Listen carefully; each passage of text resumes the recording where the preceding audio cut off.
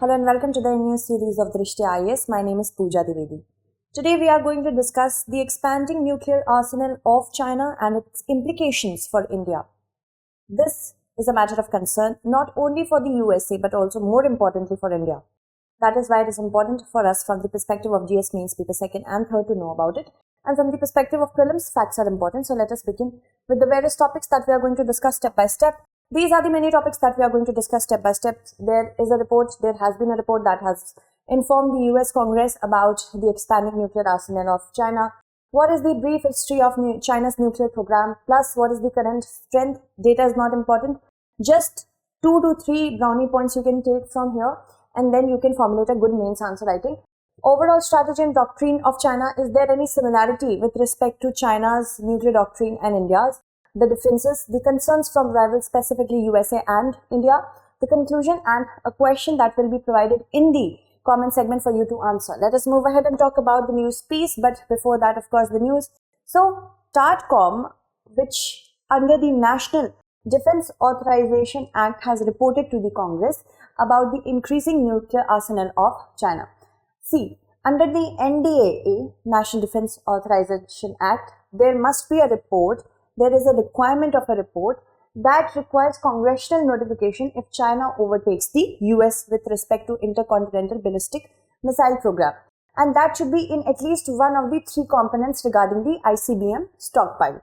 Moving ahead now, the findings of the report are not very rosy for USA. USA may no longer enjoy a numerical advantage against China. That means in numbers, China have moved past the USA when it comes to the certain elements of the intercontinental ballistic missile program. Intercontinental ballistic missile means missile warheads that can move across continents. China has equipped more nuclear warheads on its ICBMs than the United States. China military power report estimates that nuclear stockpile has surpassed 400. China will likely field a stockpile of about 1500 warheads by 2035 timeline. So this is important. China has doubled its ICBM stockpile since 2020, and since 2020 India has been at the crossroads with China at LAC, specifically the western sector of LAC and now the eastern sector as well. Western sector is of course Ladakh and eastern is Tawang in Arunachal Pradesh. Now China has 300 ICBMs and launchers. Still, it is less than US, which has 400 ICBM and 450 ICBM launchers. China's Dongfeng 41 missile, although can carry multiple warheads, so 300 missiles, it could get you slightly over 400 warheads. Meanwhile, if we talk about all 400 US Minuteman III missiles, they currently carry just 1 warhead per ICBM. So there is a power difference when it comes to nuclear warhead launching system of China and USA that we are talking about here in this report. Now, if we talk about China's nuclear program, Mao Zedong, the founding father of China, we can say, he always talked about the upper hand of conventional weapons in the traditional warfare over nuclear weapons. But still, China has become now a nuclear power.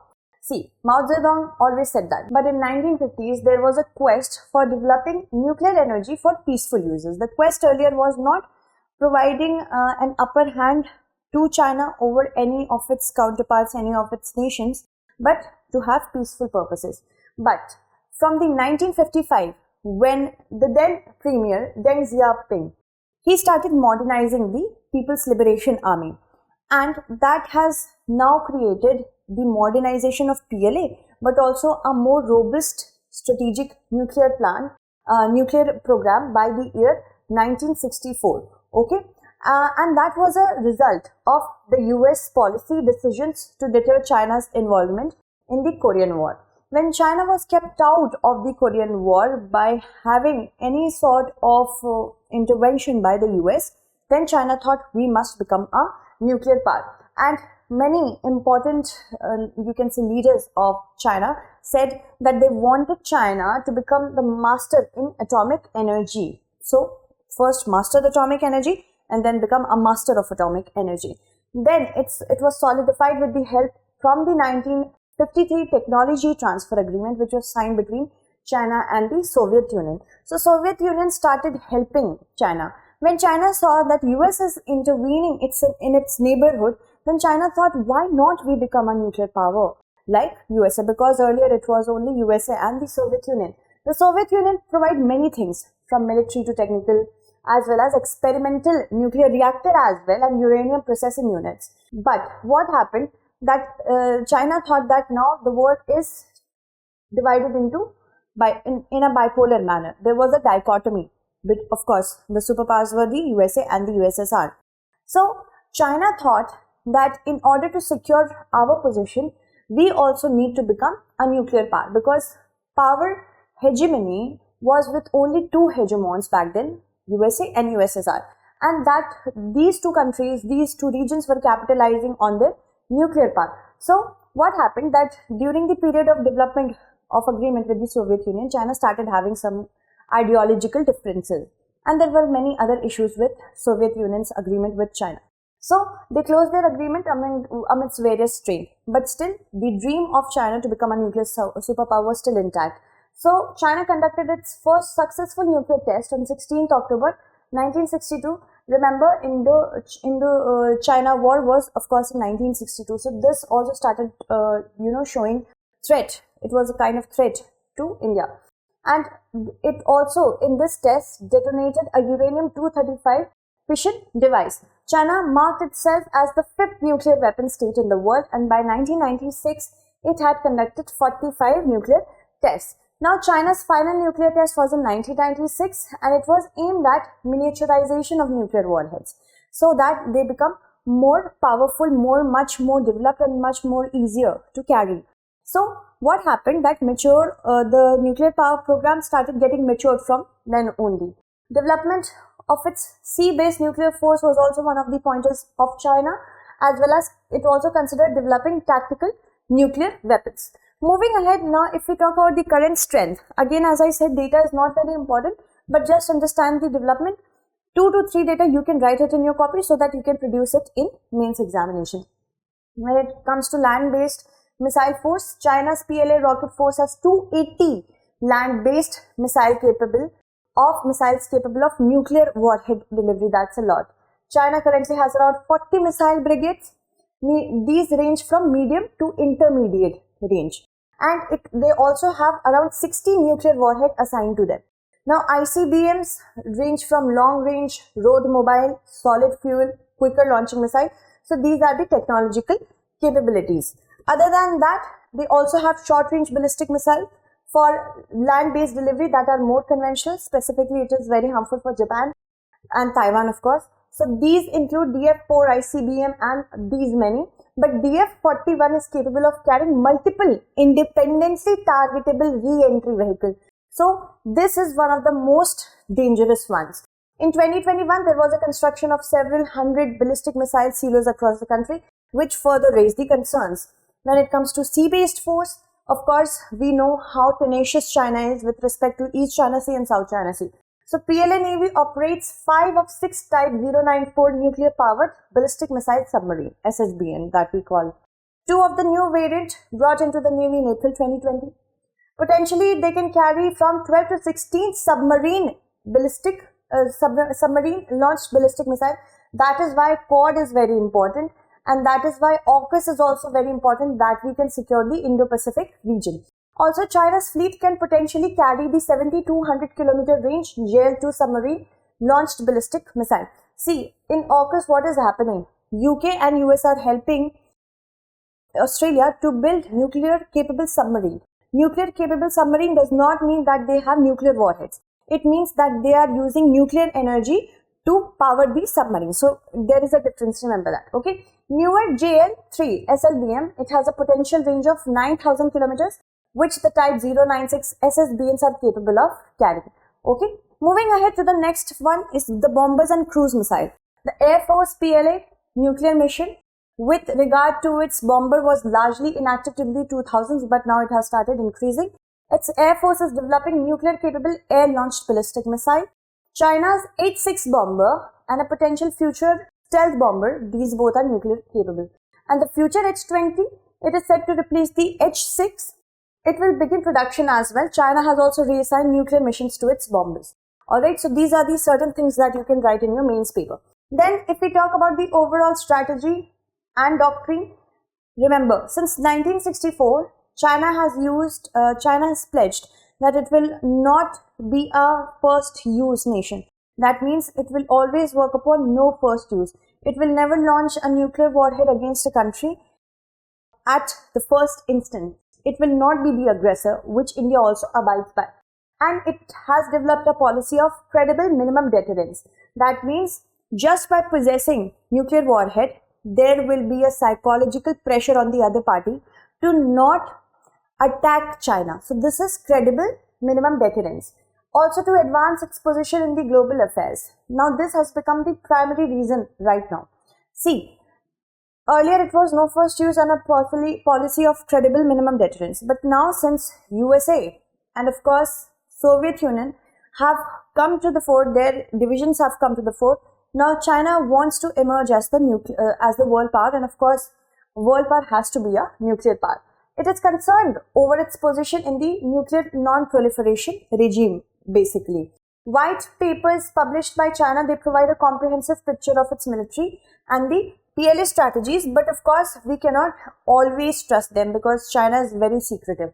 See, the surrounding geopolitical situation and the country's threat perceptions have been noted in these white papers. The threat perceptions can be, of course, according to China, India. It wants to deter other countries from using or threatening to use nuclear weapons against China. It is firmly committed to the policy of no first use, this we have already discussed. It unconditionally undertakes not to use or threaten to use nuclear weapons against those states which are non-nuclear weapon states. Okay, it stands for the comprehensive prohibition and complete elimination of nuclear weapons. Now this is a problem with the entire world.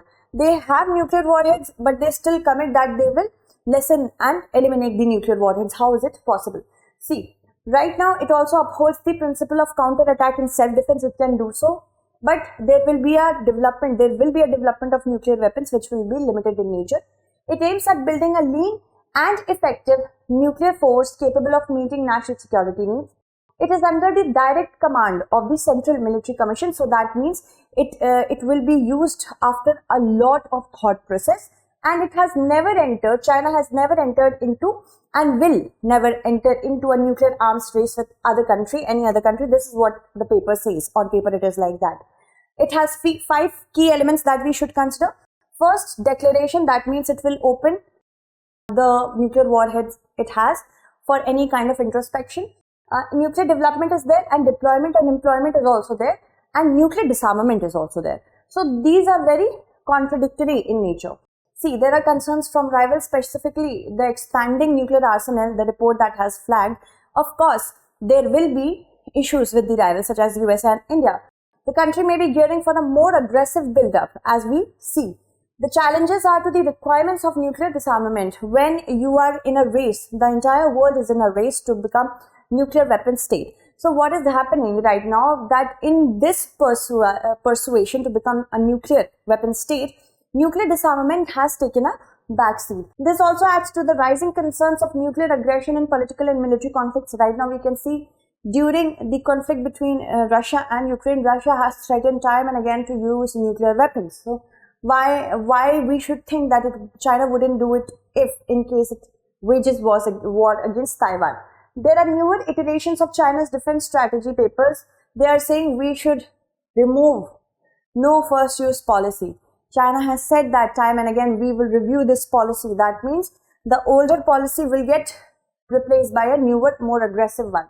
Also, China is developing its nuclear triad. That means in the Navy, in the Air Force and the military, all the three will be integrated in a single platform under a single umbrella to use nuclear weapons. And because of the demise of the INF Treaty in 2019, which supposedly could have reduced nuclear armaments in the entire world, this is more concerning. Can you tell me in the comment segment what is the full form of INF? There is an increasingly aggressive nuclear North Korea, which is conducting tests time and again, which is becoming a concern for the world as well as China. Then there is also lack of tangible efforts by key nuclear weapon states to undertake nuclear disarmament, eliminate nuclear weapons. So when there is no initiative on the ground level by either Russia or USA, it becomes very, very obvious for other countries to see, oh, if they are not doing, I won't do it too. Countries have also spoken about the need to bring China within a treaty such as the New START Treaty, so that open declaration of nuclear weapons can take place and introspection and capacity building and trust building measures can take place. But China has outrightly rejected this. Okay, moving ahead now, let's talk about implications for India. See, India successfully conducted tests in 1974. That created a lot of havoc for India in the world. But of course, it added a nuclear dimension in the tense relationship. See, because both the countries are nuclear weapon states, so of course the analysts around the globe will definitely look at this nuclear, you can say nuclear factor in the tension. China's buildup of its nuclear weapon stockpile, it has been a push factor that India is also developing. If your neighbor is, if you're not in good terms with your neighbors, think like that. Of course, it is not possible. This is such a hypothetical situation. But if your neighbor is possessing arms every day, you will get threatened. There will be a psychological pressure to build your own weaponry system. So that is the similar case for India. India's primary concerns in the defense relationship with China, it has been its conventional military capabilities. Already we must think that whatever conflict we have with China, recently the dispute between India and China in Taiwan, soldiers use canes and sticks.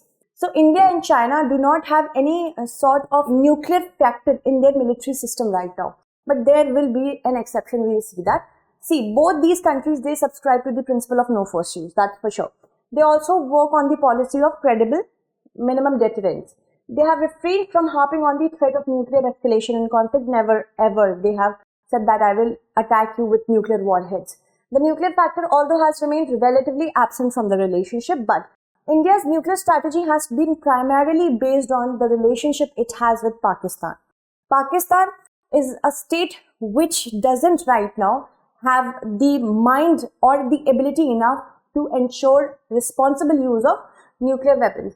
China, although has always aimed to develop its nuclear program with it, from the prism of its relationship with the USA. Now, in 1993 and 1996, agreements that were signed between India and China, it focused on maintaining peace along the India-China border areas, highlighted the need for confidence building in those regions. Moving ahead, now let's talk about other implications. Although China consented to the 2008 NSG waiver that allowed India to participate in peaceful trade of nuclear energy and technology in nuclear suppliers group, states, if they are admitted, they can be nuclear weapon states, but they can trade in a peaceful manner when it comes to nuclear technology. So India got a waiver in 2008 by China, but China does not want India to be a participant or a part of energy. It says that if you have to if you have to become a part of energy, you have to sign the non-proliferation treaty. How India can sign a non-proliferation treaty when it is surrounded by two states which are nuclear weapon capable, Pakistan and China. So Beijing has been a hypocrite over here, I can say. India's own modernization efforts as the need for deterrence evolves with increasing tension. As tensions are increasing, because of China-Pakistan nexus, India will of course build its nuclear armaments. Nuclear strategists and policymakers in India do not entirely ignore China factor. We although say that it is because of Pakistan, but now China has also come into the picture. See, during the 2020 Ladakh standoff, India deployed the nuclear-powered INS Arihant as a possible escalatory measure. But it was not so because it was through standard procedure. The growing Pakistan-China nexus has already been discussed. There are also certain facts that we need to take into account. India has 160 nuclear warheads as on January 2022. There are 9 nuclear armed states. First is USA. This is as on January, the start of 2022, which has the second highest nuclear weapons, nuclear warheads. Russia has the highest, 5977. Then we have UK with 225, France with 290, China with 350, India with 160. Pakistan has more than India, 165, Israel has 90, and North Korea has 2020. So you see the world is becoming more and more volatile, alright, and that is not a good thing. In conclusion, we have to understand as China modernizes its nuclear arsenal, there is a shift of power in the entire globe. Now it is of course, the reign of the Asia region. So what is the problem over here is that we have, in Asia, we have North Korea, which is not at all responsible. There is also the breakdown of international agreements, which is creating a lot of challenge when it comes to nuclear disarmament. And China's disinterest in engaging under any agreement with other countries in order to build trust when it comes to nuclear warheads is also very challenging. So these are the many things that we had to discuss. A question will be asked, and let me take the names of those who have answered my last question correctly. C was the correct answer because yes, it is an all-powerful body, the UNSC. So members are obligated. They are going to do what the UNSC says. Okay. And C, second one is also correct. Each year the elections happen. Okay, for non-permanent members. So the correct answer was C. PS has answered it correctly. Anita. Then Puneet has answered it correctly. Pramit has answered it correctly. Tushita has answered it correctly. Anuj, Bhargavi. See, unstoppable. Yes, both are correct. Okay, not only the second one. Both are correct. If you have any issues, I can also attach the link of the correct answer. Okay, not a problem with that. Now, Budeep has answered it correctly. C is correct. Then Simran has answered it correctly. Puneet has answered my other question as well. Very good. Rupal has also done the same. Soumya has also done the same. Then Anuj, very good. And Barasan, thank you so much for answering this question. Rahul, Srinivas, Pramit, Vaibhav. Okay, kudos to you all. We will meet in the next segment. Thank you so much for watching.